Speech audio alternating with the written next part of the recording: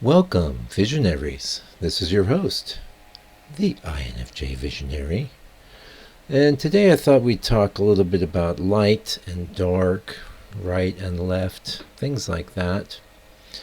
I was taking in some video content lately. A guy was talking about a play by Beckett. I can't remember his first name, but he made some excellent points there. Actually, this guy has an awesome channel. Wish I could remember the name of that.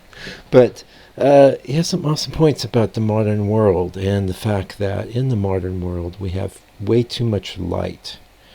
Everything's in the light, and we don't get much time in the darkness. And, I think one of the big exceptions to this, generally speaking, is the INFJ, because, and this is where I was going to talk about the right and the left. There was another video I just briefly saw which was talking about the right brain and the left brain. And the left brain, one of the problems with the modern society we live in is it's all very left brain, very rational. Everything's got to be, one foot in front of the next, and progressing in a very sensor logic kind of way. That's the sort of world we live in. And if you're an INFJ, you're not like that. Pardon me. You're living in the world of the intuition, and to a large degree that is the dark. That's why I like to refer to it as the abyss. Ideas, concepts, insights, they all well up from the abyss.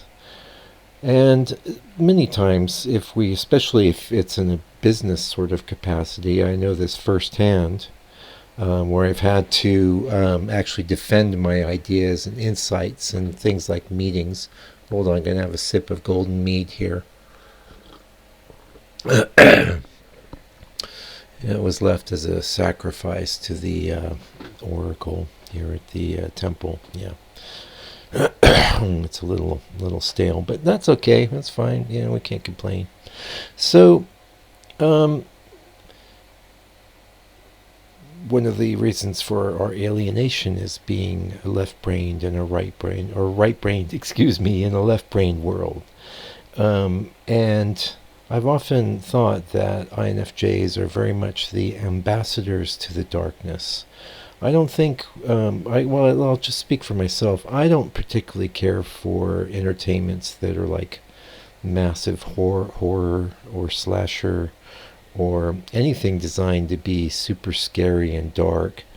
That said, and I guess I'd put that mostly to movies. Somehow in the world of literature, things are more acceptable to me in that regard, especially if they're in the context of a larger tale. But I still think that the INFJs are the ambassador to the darkness, because not the horror darkness is what I'm trying to say, just the dark, like a forest in the moonlight. And that probably would have been a great image for this video. But we also have this wonderful image of a night scene with the lanterns, and each of these lanterns is sort of beautiful in its own way. It's a representation of distorted perspective in the case of this image, but I loved it anyway. I thought it was cool. Yeah, too much light in the modern world, too much light. And if you look at the images that we come up with for this channel here, you can see there is a pretty even balance between light and dark, and this, as is the content of the videos as well. And that's not actually done in an overt way, or even with much intention. It's very much just a reflection of my INFJ-ness. And I think that I've heard us referred to as the spear tip. C.S. Joseph has referred to us as that. And in many ways, this is because we have the introverted intuition, but we also have this massive amount of feeling component. So whereas someone like an INTJ is getting the same sort of welling up from the abyss, in their case, it goes through their thinking matrix, and gets ground up. But in our case, I think more so than grinding, we squeeze. And we squeeze, and we squeeze, and we squeeze everything that's meaningful out of each intuition and insight that wells up from the abyss.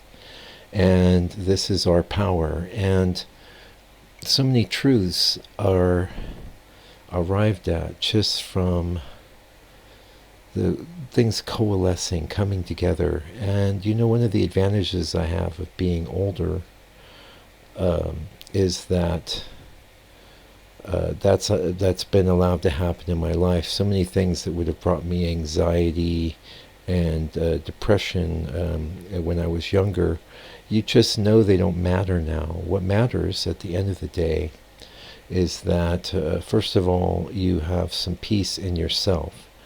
And so much of that is a byproduct, as I was stating in a previous video, of being true to yourself and being a good person. Now, the best reason to be a good person is that reason. It's also, of course, good to be helpful and be a light in the world. A light that shines in the darkness, though. The darkness that we're actually comfortable with. That we're not frightened of. And so many people spend a lot of their time running away from the shadow, running away from the darkness, or not even realizing that they need the respite that darkness could bring them, that being in the light, being fully exposed. And this goes for the social media, especially I think we talked in a recent broadcast about the content grind.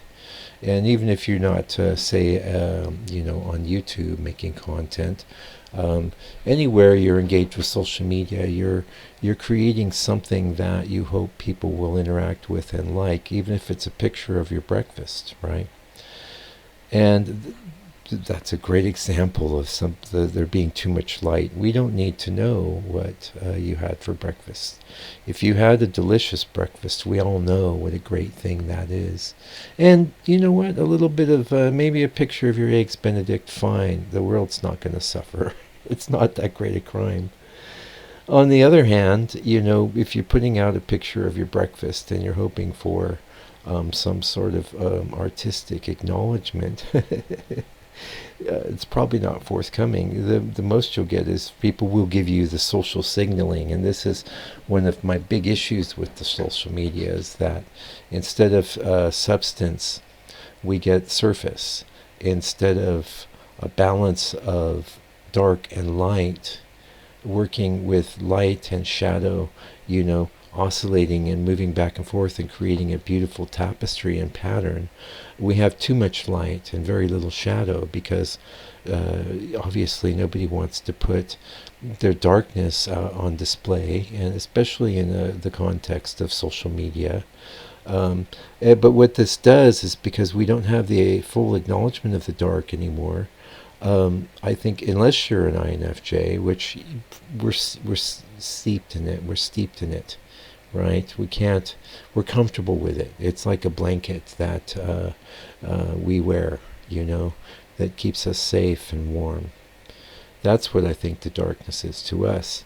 And it's important, it's valuable. But to a lot of people that don't have access to that because of the way they're wired, they still need that. They still need the darkness. But whereas before there was some respect given to it, there's almost none now. Everything's light. Everything's got to be positive. That's the last bit I want to say in our broadcast today. And I've been guilty of that as well, especially before I had the ability through age, experience, and insight to glean that there's a place for the negative. There's a place for especially if you're like me, a lot of your intuitions and insights are negative. And I can tell you firsthand that people don't appreciate it, especially if you're contravening one of their plans or schemes. They don't like it. They don't want it, But if you got a problem with the light thing, and a lot of times with an INFJ, it's because you're in disguise. You've got a disguise that keeps everything nice and sort of pushed away at arm's length. You're gonna, at some point it will fall, and then when people see your true nature, you're gonna have to start over, and you're gonna have to start it with people that appreciate your particular mix of lightness and darkness. And that's what I got to say today, INFJ. Until I come back in a couple more, keep on keeping on.